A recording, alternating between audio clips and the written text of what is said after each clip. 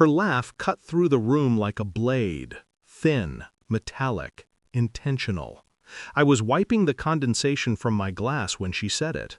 My wife's sister, head tilted, eyes sharp with the kind of cruelty people pretend is humor. Generals would never respect you. She said it loudly enough for the whole table to hear. Then she turned to the man beside her new boyfriend, a Navy SEAL, broad shoulders, square jaw, the type who lives off admiration. Now she smirked, he is a real warrior. I didn't respond.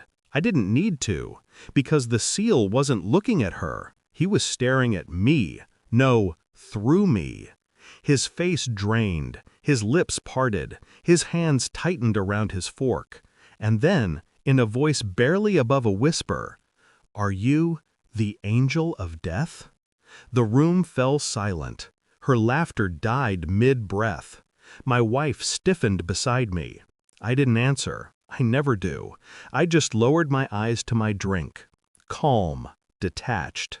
As if I hadn't just watched a man trained to kill shake like a cornered child.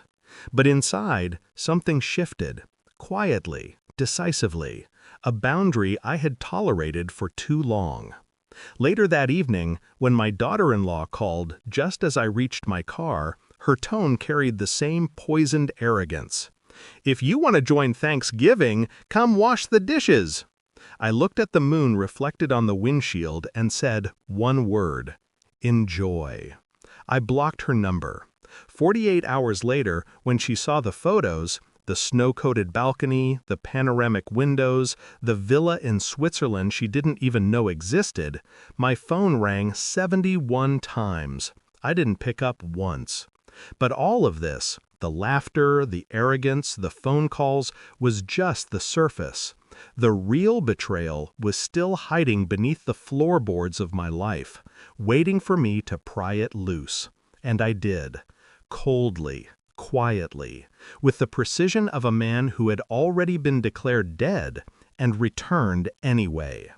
The first crack appeared 3 weeks earlier, small, barely visible, a late message on my wife's phone, a name I didn't recognize, a tone I couldn't mistake.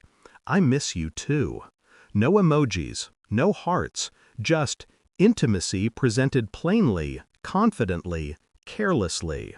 My first instinct wasn't rage, it was stillness. Stillness so sharp it felt like stepping inside my own silence. I didn't say anything. I simply observed. The next detail was the way she pulled her phone away when I walked by. She never did that before, not in 20 years. Then the new perfume, one she said her sister recommended. Except her sister later told me she never mentioned a thing about it. And the sudden gym membership, the girls' nights, the late returns smelling faintly of musk and cold air. I watched, I listened, I memorized. Her eyes stopped meeting mine. Her laughter became forced, too high, too quick. Sometimes she looked at me like I was a burden she couldn't shake off, like my existence inconvenienced the story she was trying to write without me. I recognized that look. I had seen it in soldiers before. Betrayal isn't loud. It arrives like frost, silent, delicate, deadly. So I waited for the ice to thicken, and I prepared. Investigation isn't art, it's discipline. I started with the obvious, her phone logs, copied quietly when she left it unlocked on a Tuesday morning. The number she messaged most frequently belonged to a man who wasn't saved in her contacts. Disposable, predictable. Then the receipts, hotel check-ins under email aliases, a gym she never visited once. I never confronted. Not yet. I smiled. I cooked dinner. I asked about her day as if I wasn't cataloging every lie. At night, when she slept with her back turned toward me, I lay awake rehearsing truths like prayers. I ordered a DNA ancestry kit, not for the results they claimed to offer, but for the secondary data they didn't advertise publicly. I sent off a hair sample. When she asked what the package was for, I just shrugged, just checking something. My calm unnerved her. She watched me more closely. She softened her voice. She tried a tenderness that had long expired. But I could smell guilt the way wolves smell fear. One afternoon, I followed her, not to confront, but to verify. She met him, a man whose posture screamed insecurity disguised as bravado. He held her waist like she was a trophy he hadn't earned. They kissed. I didn't feel heartbreak, not even anger. Just confirmation. A box checked. A calculation completed. And so I waited for the results that would end the final thread. 3 days later, they arrived. The envelope was light, insultingly light. Inside, a simple sheet of paper. Names, numbers, probabilities, evidence. Cold, mathematical, final. I memorized the results in seconds.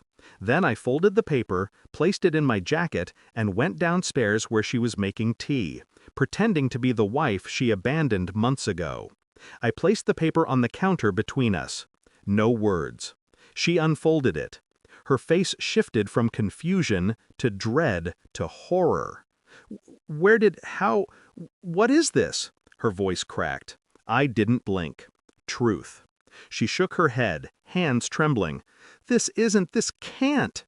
But I had already turned away. Let her drown in it. Silence is more merciful than I intended to be. I didn't raise my voice. I didn't accuse. Instead, I executed the most precise cut a man can make. I walked her to the living room, turned on the screen, displayed every photo, every message, every timestamp. Then I sat, calm, hands folded. "Tell me when you're finished," I said softly. She collapsed to the floor, sobbing, repeating my name like it was a plea. But I felt nothing. The part of me that once loved her had already packed its bags and left weeks ago. She begged, she promised, she reached for my hand. I moved it away.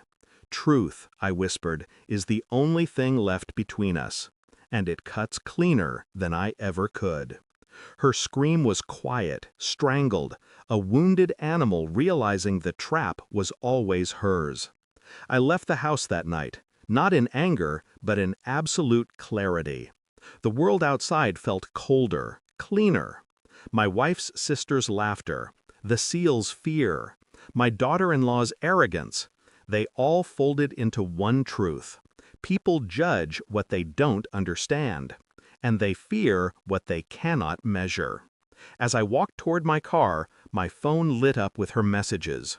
Calls, apologies, destruction disguised as regret. I turned it off. Some betrayals don't deserve confrontation, only conclusion. And mine was simple. I didn't lose her. I released her.